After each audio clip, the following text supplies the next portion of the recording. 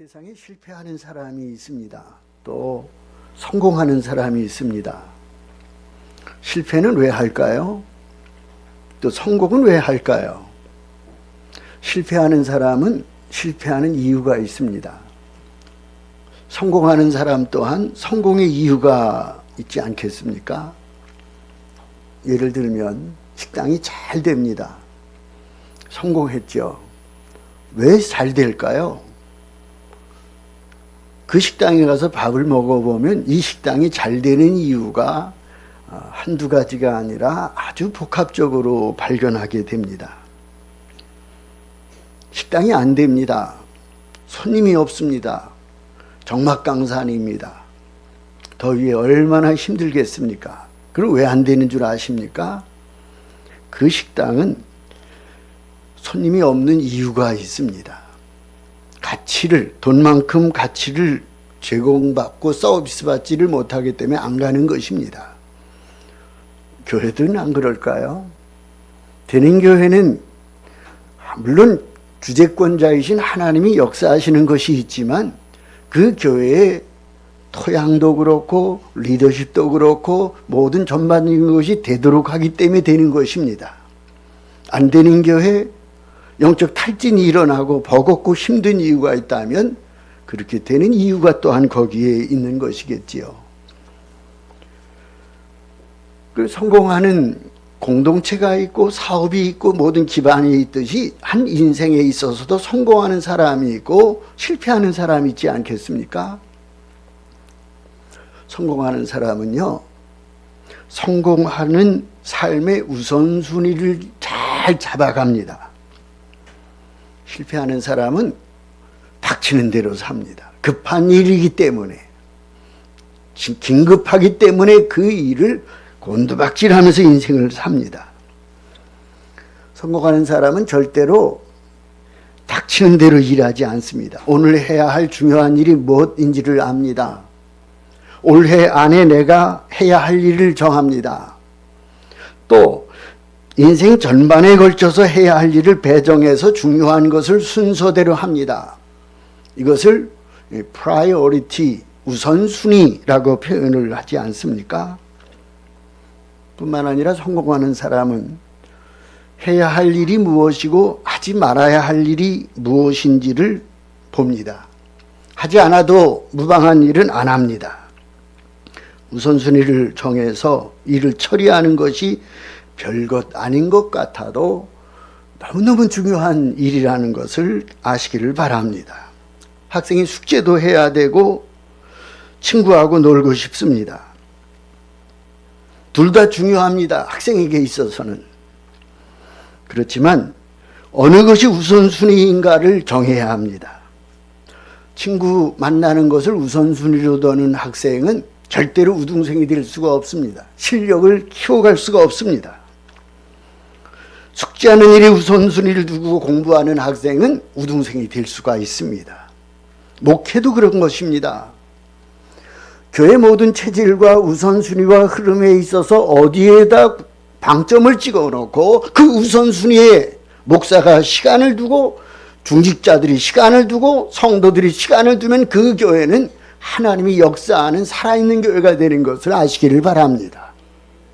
근데 우선순위 중요도는 모르고 화석화되어 가고 형식주의에 빠져 있는 교회는 미래가 별로 없을 것입니다. 우리 교회는 미래가 있는 교회가 되기를 소원합니다. 또 하나님이 그렇게 이끌어가고 계심을 믿고 감사하시기를 바랍니다. 우선순위에 따라 엄청난 결과가 초래한다는 사실을 유념하시기를 바랍니다. 하나님께서 여러분에게 지혜를 주시어서 내 인생에서 뭐가 중요한지를 알고 어떤 것을 우선순위에 두고 그 중요도에 따라서 내 시간을 배치를 잘하고 정신 차려 살아가고 깨어있는 자가 될 때 하나님은 여러분의 인생이 풍성하게 하고 결실이 있고 시절을 따라 열매를 맺고 인생의 가을에 열매를 풍성하게 맺을 수 있는 복된 인생이 되는 것을 기억하시기를 바랍니다. 인생살이를 하는 데에서 중요한 게 많습니다. 건강이 중요합니다. 돈도 잘 벌어야 합니다. 또 청년들은 이성교제가 중요합니다. 아이들에게는 장난감이 인생에 목을 걸 만큼 중요합니다. 네 인생을 살아가면서 가장 중요한 최고 우선순위가 뭔 줄 아십니까?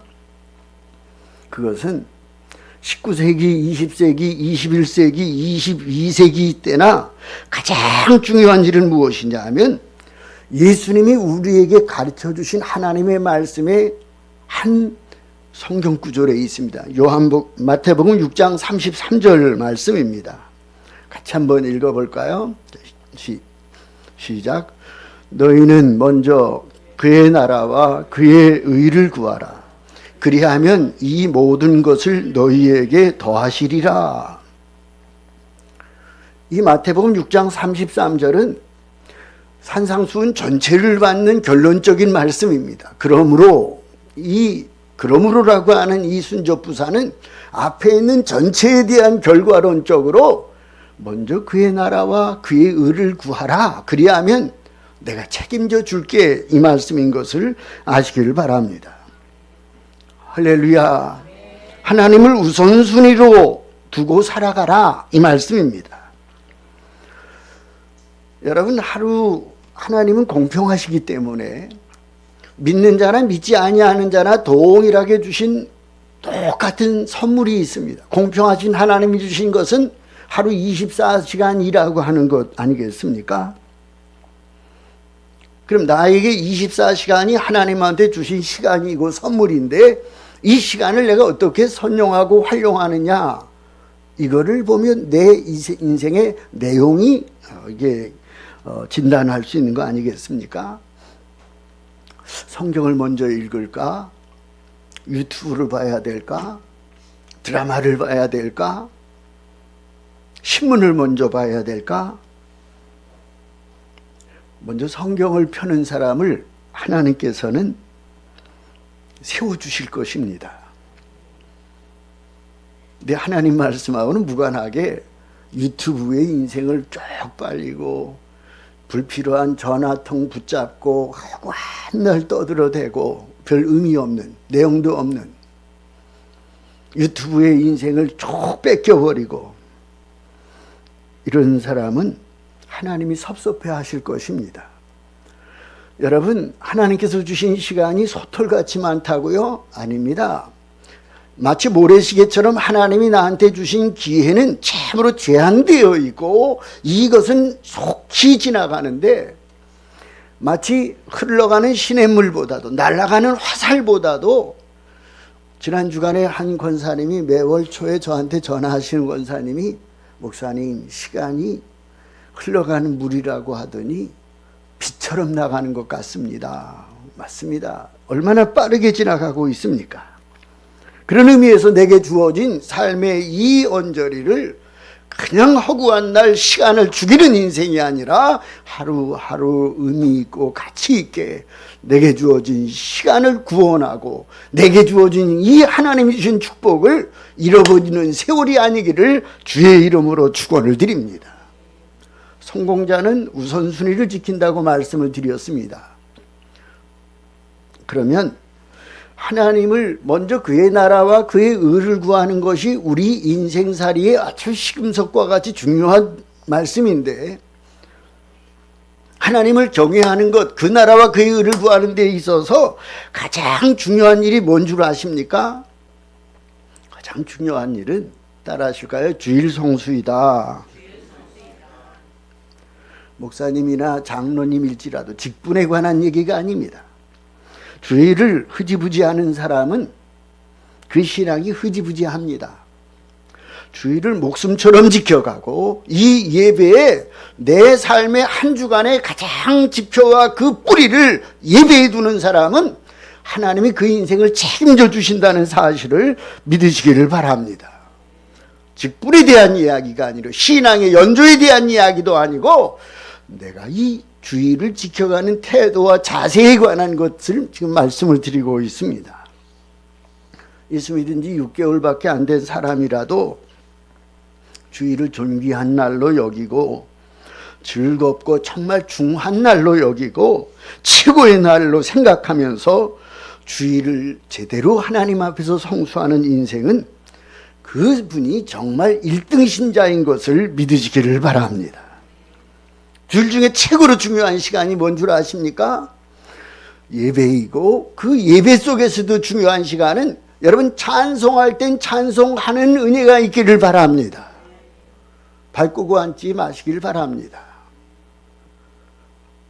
미국 서구 문화는 발을 꼬고 앉아요.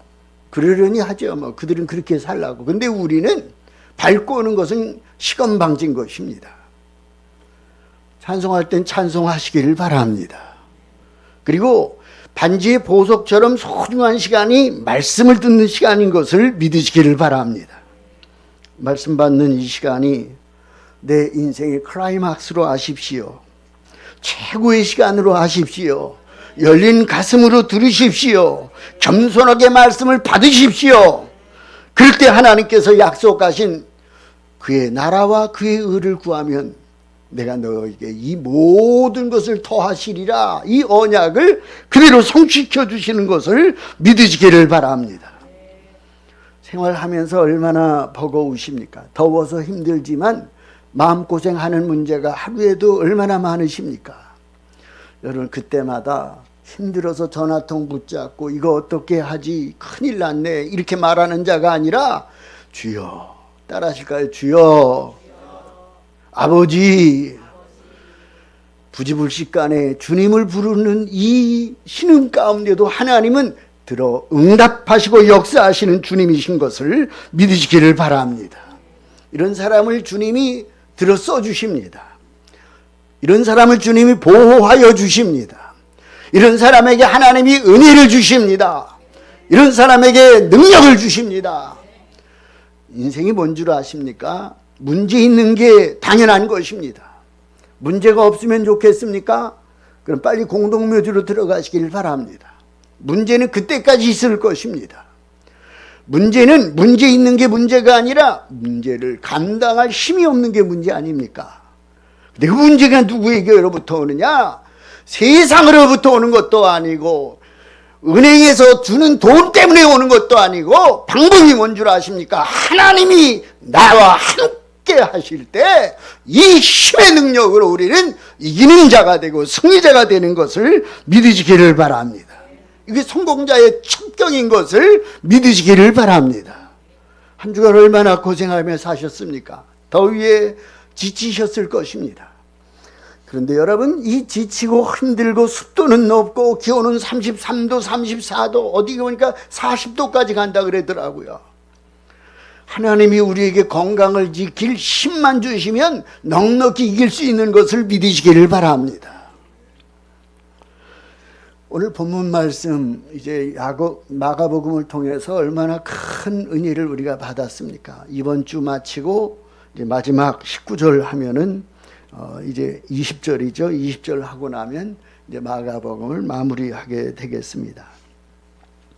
19절 말씀을 보면 예수님께서 제자들에게 말씀을 다 마치셨습니다. 하실 말씀을 다 하신 거예요. 이 마가복음을 가리켜 원복음이라고 표현을 합니다. 다 마가복음이 처음 복음을 저를 완성을 하였습니다. 그리고 말씀을 마치신 후에 제자들과 사도들이 예수님을 주목하고 있습니다. 그때 주님께서 붕 뜨시더니 19절에 뭐라 그래요? 하늘로 올려지사 하나님 우편에 앉으셨느니라. 여러분, 이 상황을 이게 문자 그대로 여러분 믿으시기를 바랍니다. 지금 제가 설교를 합니다. 우리는 상대적으로 강단이 높지를 않습니다. 그래서 제가 우리 교회 한 4년 전에 부임하자마자 제일 먼저 눈여겨보면서는 어느 교회를 가든지 강단을 딱 가서 서봅니다. 그리고 강단에서 보여지는 청중, 회중들을 보면서 저는 참 좋다, 뭐 여러 가지 생각을 하게 됩니다. 그래서 제가 오자마자 제일 먼저 한 일은 강단 받침대를 더 해야겠구나. 나 목사님보단 제가 키가 좀 작고 못생긴 건 아니죠, 뭐. 그래서 이 받침대를 만들고 이렇게 세웠습니다. 다른 교회에 있을 땐 강단을 상대적으로 작게 만들고 그러면 제가 딱 서면은 아주 이 환상적인 빛 때문에 상당히 볼품없어도 꽤 멋진 목사가 되곤 하였던 것이 기억납니다. 근데 예수님이 말씀을 다 마치신 후에 어떻습니까? 하늘로 올려지사 하나님 우편으로 올라가시는 거예요. 여러분 한번 상상을 해보십시오. 제가 이렇게 설교 강단에 지금 서 있다가 갑자기 제가 붕 떠서 올라간다고 생각을 해보세요. 그리고 그 올라가면서 막 천군서사를 호위하는 가운데 올라간 그 모습이 얼마나 감격을 하겠습니까? 어떤 장치를 해서 만든 게 아닙니다. 이단인 이재록이처럼 위에서 엘리베이터처럼 이렇게 내려오고 이 짓거리를 하는 게 아니라 예수님은 하늘로 그대로 말씀을 맡기시자 올라가셨다고 표현하고 있습니다. 예수님은 하나님이십니다. 그렇기 때문에 바다 위도 폭풍 치는 이 갈릴리 바다도 저벅저벅 걸어가십니다. 주님의 몸은 영광의 몸이기 때문에 시간과 공간을 초월해서 초자연적으로 역사하는 것입니다. 근데 주님은 그 모습 그대로 말씀을 마치신 후에 하늘로 쭉 올라가셨습니다. 할렐루야. 사도행전 8장 정도에 가보면 스데반이 순교를 합니다.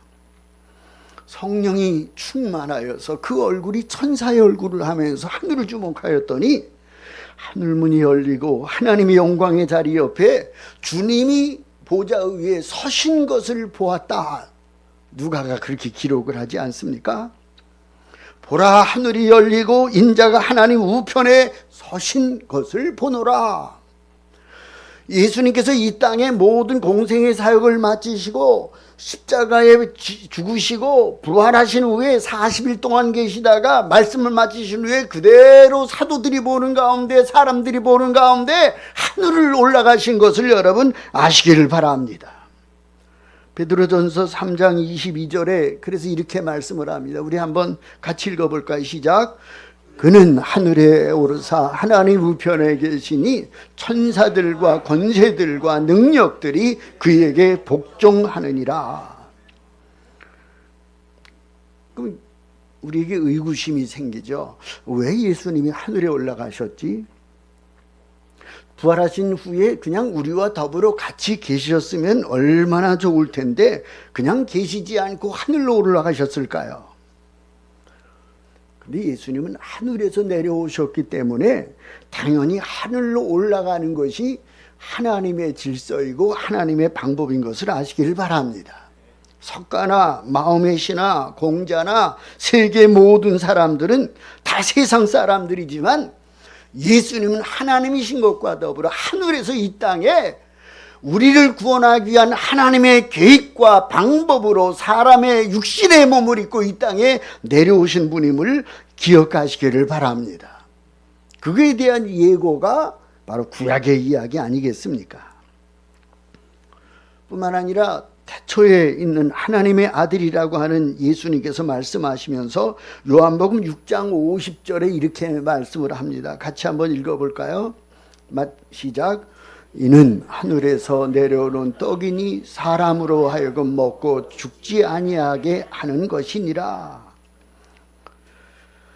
내가 하늘에서 온 것은 I have come down from heaven 이렇게 표현을 합니다. 하늘로부터 내가 왔다. 51절에도 이렇게 말씀을 합니다. 시작. 나는 하늘에서 내려온 살아있는 떡이니 사람이 이 떡을 먹으면 영생하리라. 내가 줄 떡은 곧 세상의 생명을 위한 내 살이니라. I am living bread. 나는 산떡이야. From heaven. 하늘로부터 온 living bread. 살아있는 떡이라. 이 요한복음 6장이 뭔 이야기입니까? 오병의 역사가 일어난 후에 사람들이 떡을 보고 미치고 환장을 하는 거예요. 그리고 왕이 되겠다. 이분이 왕 되면 우리 이게 민생국가 해결되잖아. 당 난리를 버거지를 치지 않습니까? 그러면서 떡 이야기를 하면서 주님이 이렇게 말씀을 하시는 거예요. 야, 너희들이 그 떡 갖고 이야기를 하냐? 너희들은 그 떡이 내가 살아있는 떡이야. 하늘로부터 내가 살아온 떡이야. I'm the bread of life. 나는 생명의 떡이야. 너희들이 먹고 또 배고픈 떡이 아니라 내가 주는 떡은 세상에서 맛볼 수도 없고 생명의 떡, 영생을 얻는 떡이 바로 나인 거야. 여러분 이 사실을 기억하시기를 바랍니다. 요한복음 16장 28절에도 예수님이 이렇게 말씀을 하세요. 시작. 내가 아버지에게서 나와 세상에 왔고 다시 세상을 떠나 아버지께로 가노라. 그러니까 하늘에서 오신 주님이 다시 아버지께로 하늘로 가는 것은 자명한 일이고 이것은 절대적인 진리이고 반듯한 일인 것을 믿으시기를 바랍니다. 그래서 말씀대로 주님은 하늘에서 오셨고 우리의 구원 역사를 위하여 이 땅에 죄 없으신 그분이 십자가에 죽으셨고 그 죽음으로부터 승리의 역사를 위해 주님이 부활을 하셨고 부활하신 예수님이 오셨던 그 본향으로 가시게 된 것을 여러분 기억하시기를 바랍니다. 그러면 이제 하나님의 아들 예수님께서 지구촌 이 세상의 인연을 완전히 끊어버리고 이제 사요나라 하고 끝이 난 것입니까?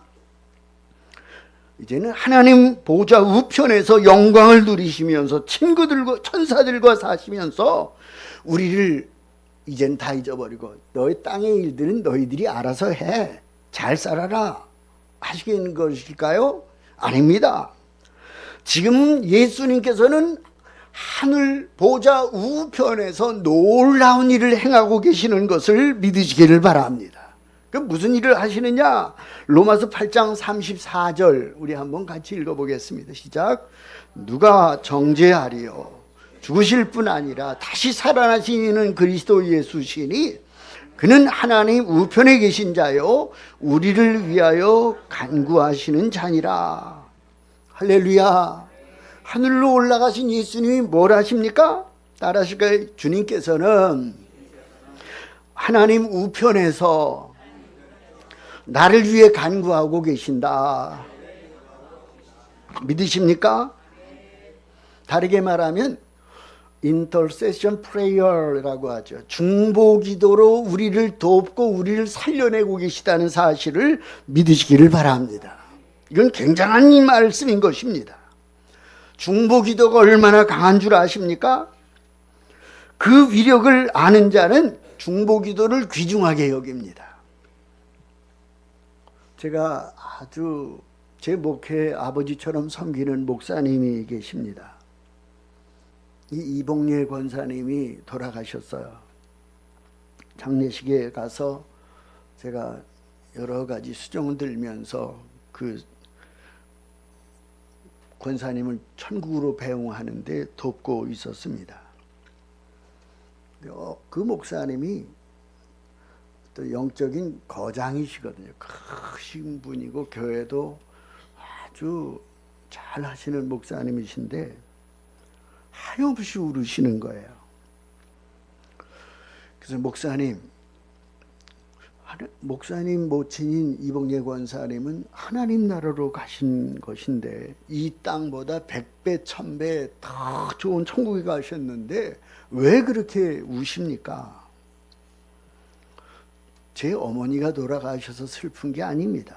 어머니가 천국 가신 일은 축하할 일이고 기뻐할 일이지만 내가 슬퍼하는 것은 나를 위해 기도하는 그 어머니가 안 계시면 내가 어떻게 살아가나 이것이었습니다.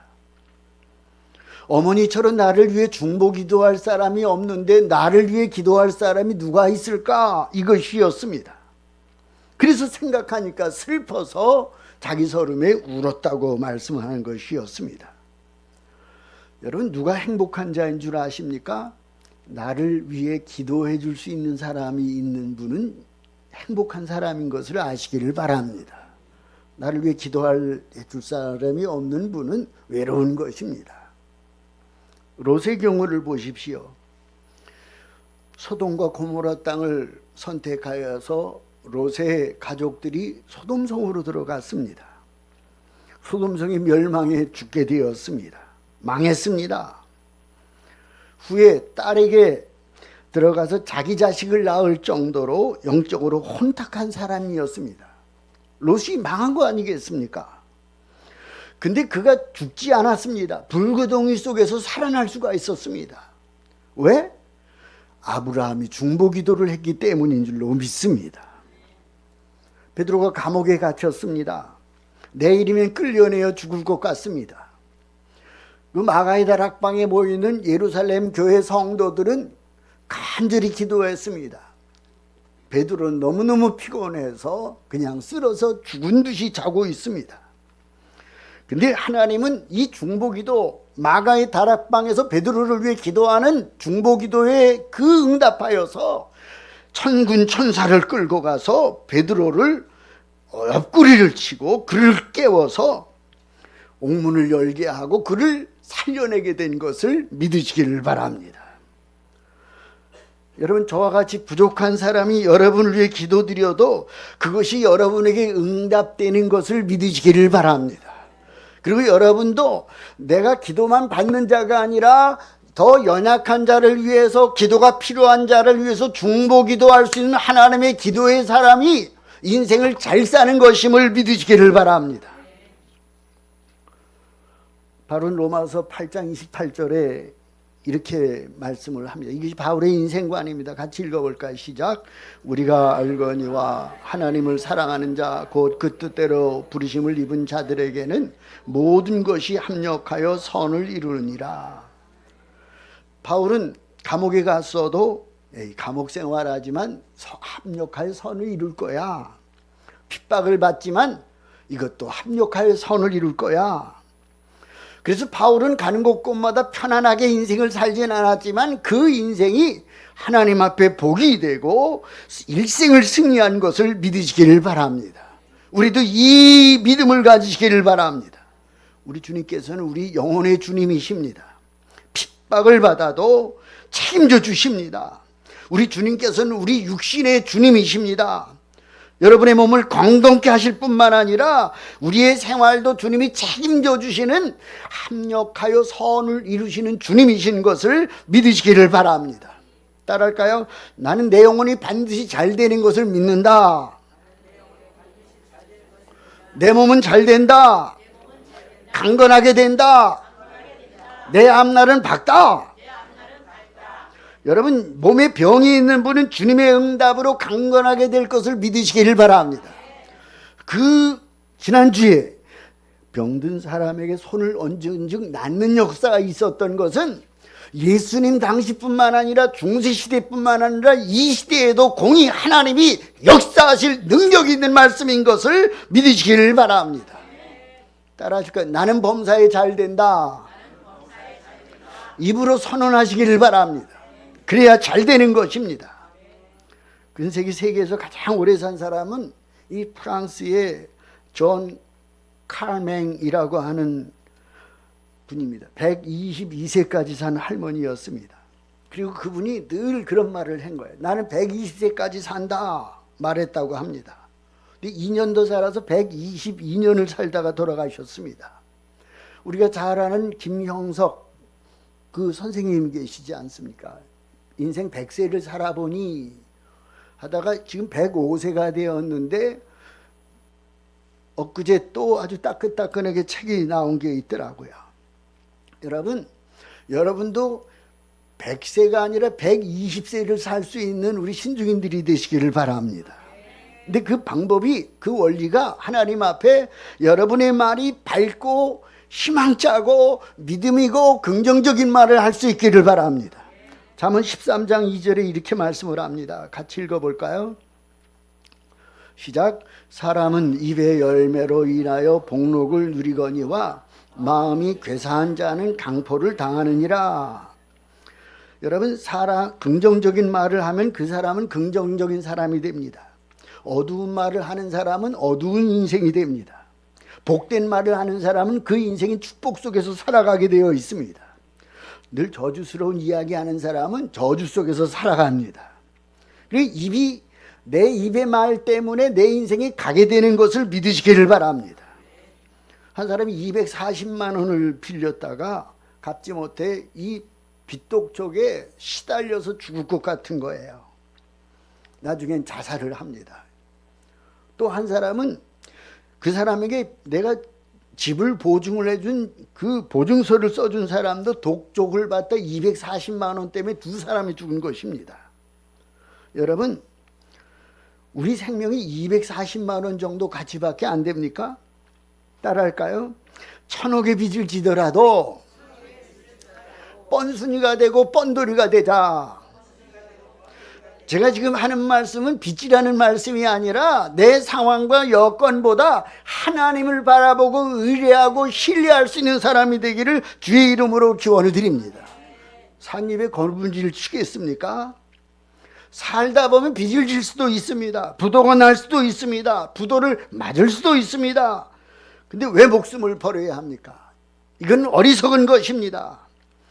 여러분, 특별히 하나님을 믿는 우리들에게는 따라할 그 상황보다 뛰어난 분이 예수님이다.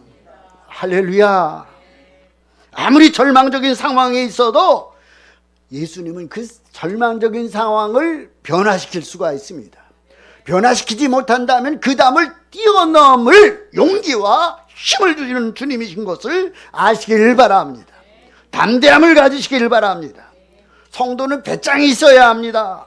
덜덜덜덜 떨면서 사는 것은 그리스도인의 길이 아닌 것입니다. 쥐 한 마리가 바들바들 떨고 있어요. 근데 마법사가 쥐에게 묻는 거예요. 쥐야, 넌 뭐가 무서워서 그렇게 바들바들 떠니? 선생님, 저는 고양이가 무서워요. 그래? 고양이가 되어라! 했더니 이 쥐가 고양이가 되어버린 거예요. 이 고양이가 되면 이제 당당하게 어깨 펴고 살 줄 알았는데 또 바들바들 떨고 있는 거예요. 넌 왜 지금도 고양이가 됐는데 바들바들 떨어? 아유, 마법사님, 전 진돗개가 무서워요. 그래? 그럼 너 진돗개로 만들어줄게. 수리수리 마수리. 딱 진돗개가 돼버렸습니다. 그런데 진돗개가 됐는데도 벌벌벌 떠는 거예요. 넌 왜 지금도 또 떨어? 사냥꾼이 무서워서 그래요. 그래? 너는 내가 볼 때 조그만 쥐의 심장을 가지고 있어서 너를 내가 진돗개까지 만들어줬는데 너 감당하지 못하는 거 보니까 너는 네 가슴이 쥐야. 넌 쥐로 살아. 다시 쥐가 되었다고 합니다. 예수를 믿지 않는 사람은 미래를 겁내면서 살지 몰라도 우리 성도들은 담대하게 살아야 함을 믿으시기를 바랍니다. 우리 주님께서 내가 너를 위해 기도한다. 하늘보좌 우편에서 너를 위해 기도하노라 말씀하였는데 조금만 몸이 아프면 덜덜 떨고 작은 일에도 덜덜 떨고 뭐 좀 부딪히는 일이 있으면은 막 죽을 것 같이 떠들고 쥐 같은 가슴으로 사는 사람은 여러분 미래가 없고 늘 좌불안석이고 염려하는 것입니다. 그래서 주님이 바울을 통해서 이렇게 말씀을 하는 것입니다. 여러분 힘이 들으면 로마서 8장을 읽어보면 그 8장을 통해서 하나님이 주시는 응답과 능력을 우리가 받을 수 있는 것을 아시길 바랍니다.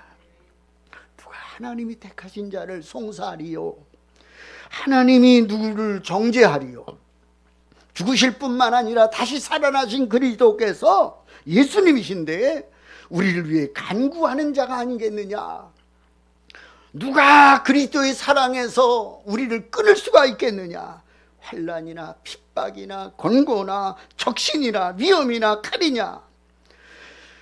현재일이나 장래일이나 능력이나 높음이나 기쁨이나 그 어떤 피조물 그 어떤 것이라도 우리 주 예수 그리스도 안에 맺어진 이 하나님의 사랑에서 결코 우리를 끊을 수 없느니라.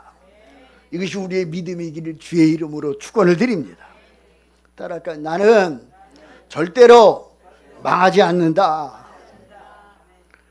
저한테 어제 이제 목사님 가운데 전화가 와서 김 목사 힘들지? 어떻게 살아? 더운데. 버텨야죠. 감사하게 살고 있습니다. 진짜 감사하며 살고 있습니다. 했습니다. 그 이유는 우리는 망할 수가 없는 자인 것을 믿으시기를 바랍니다. 망했다 할지라도 다시 일어날 수가 있는 것을 믿으시기를 바랍니다.